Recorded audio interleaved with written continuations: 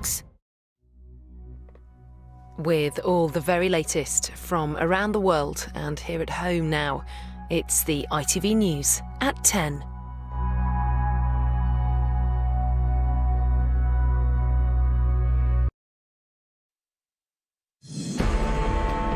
A lucky few escape, but more than 100,000 are still trapped as the desperate evacuation from Mariupol stalls. With the road to get out dangerous and deadly, each delay sparks fears for the women and children trying to flee. Also tonight, the number of migrants daring to cross the channel in small boats passes the 300 mark in just 2 days.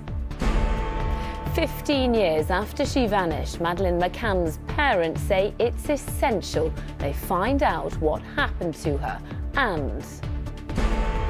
Ellis Cross cuts the tape. He is the winner. Out-sprinted and outclassed, Mo Farah is beaten in a 10K race by a part-time shoe salesman.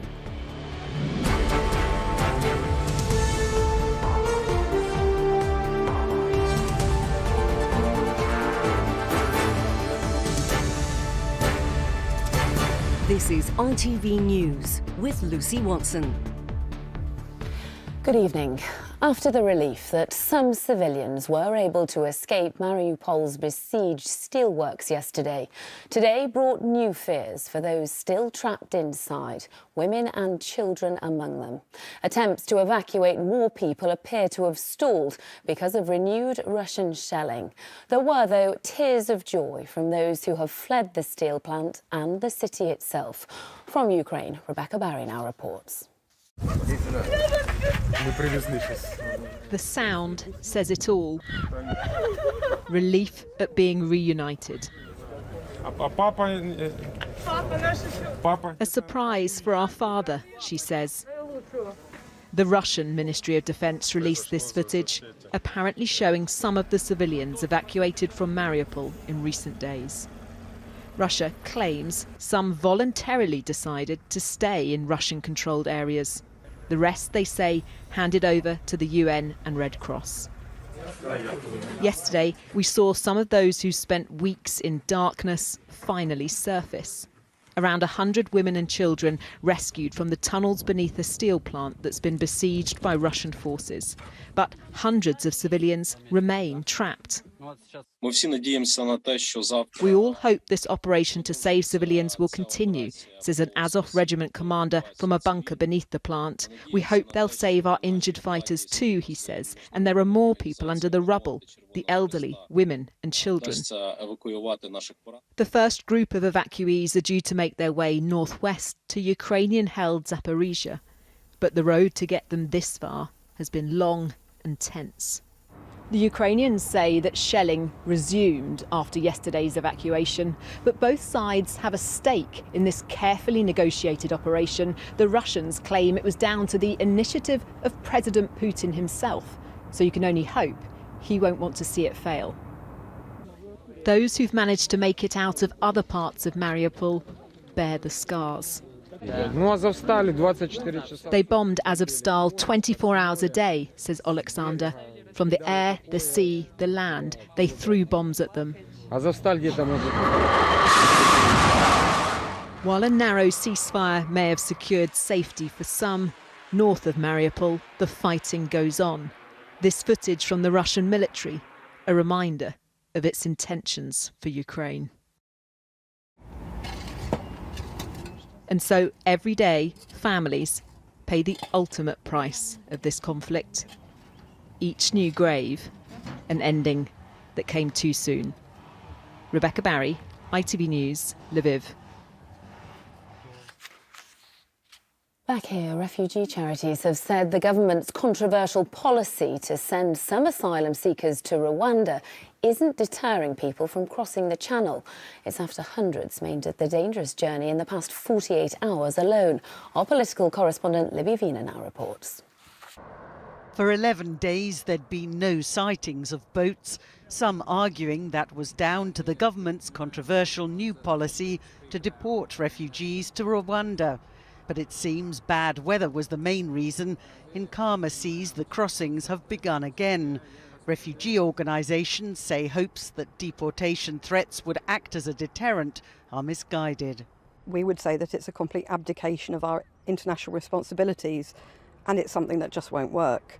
Under international law, you are entitled to seek asylum, and it can be in a country of your choice. That's been tested. So if you give people a one-way ticket to Rwanda, that strips away that choice.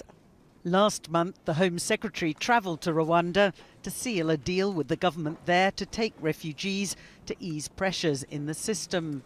It requires us to use every tool at our disposal and also to find new solutions.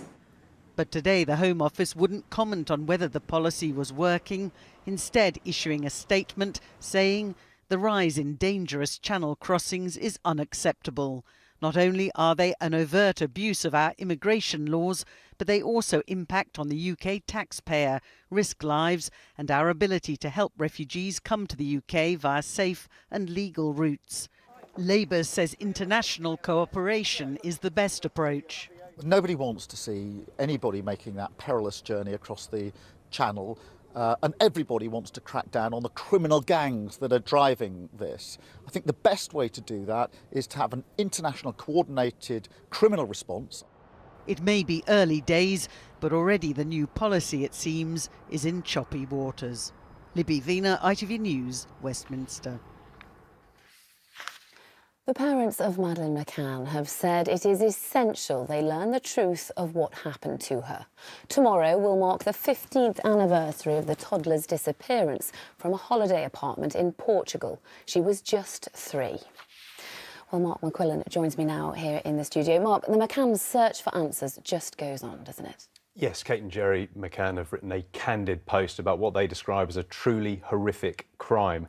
15 years after Madeleine went missing in Praia de Luz, investigations continue, but there is no closure.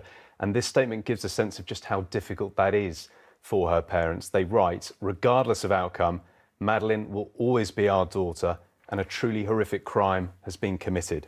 Uncertainty creates weakness, knowledge and certainty give strength. And for this reason, our need for answers for the truth is essential. The McCanns have also thanked the various teams who continue with their investigations. Last month, a German man known as Christian B. was declared an official suspect by Portuguese authorities. He denies any involvement in Madeleine's disappearance. All these years on, her parents end their post by writing, "It's a huge comfort to know Madeleine is still in people's hearts and minds." Mark, thank you.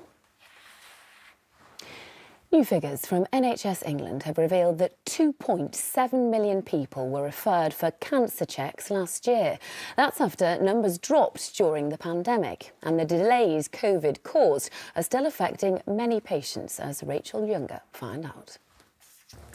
It was just devastating to hear the words that he said that he wasn't going to give me any treatment.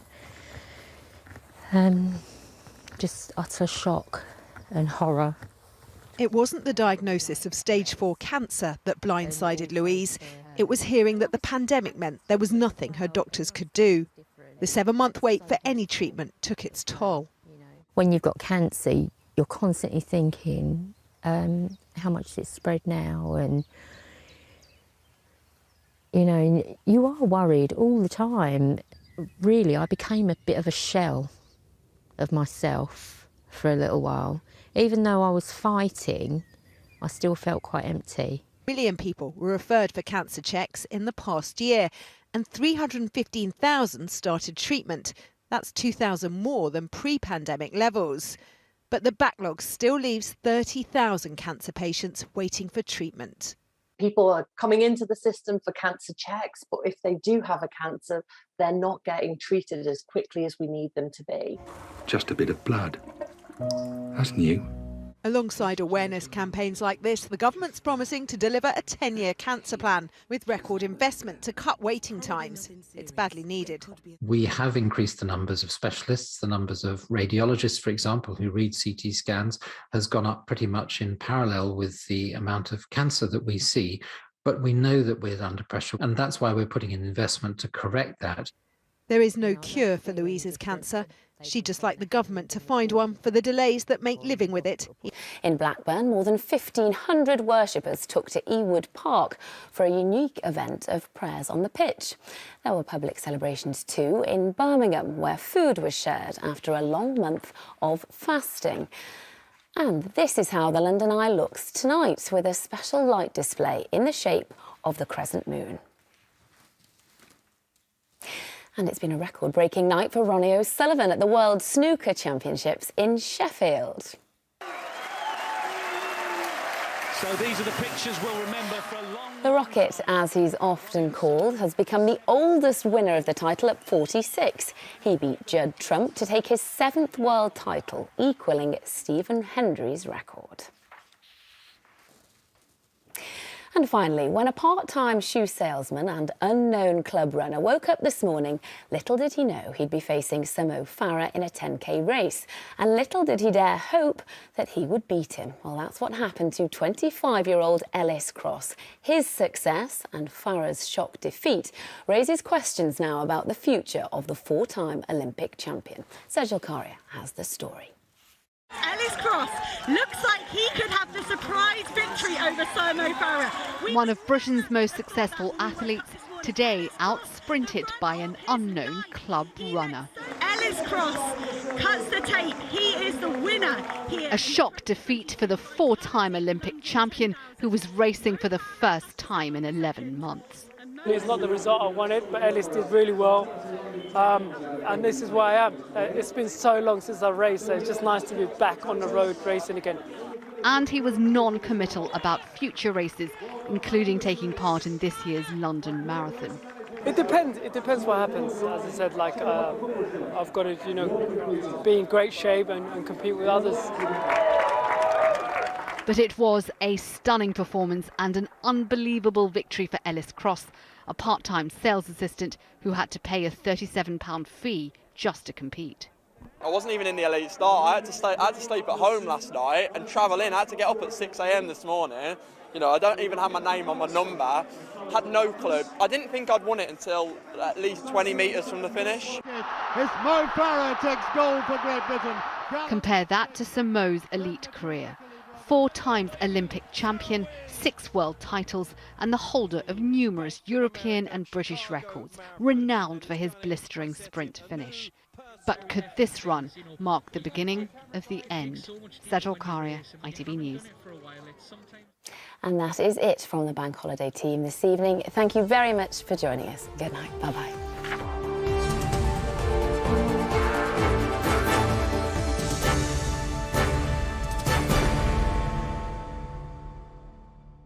There'll be some light cloud early on today, but by lunchtime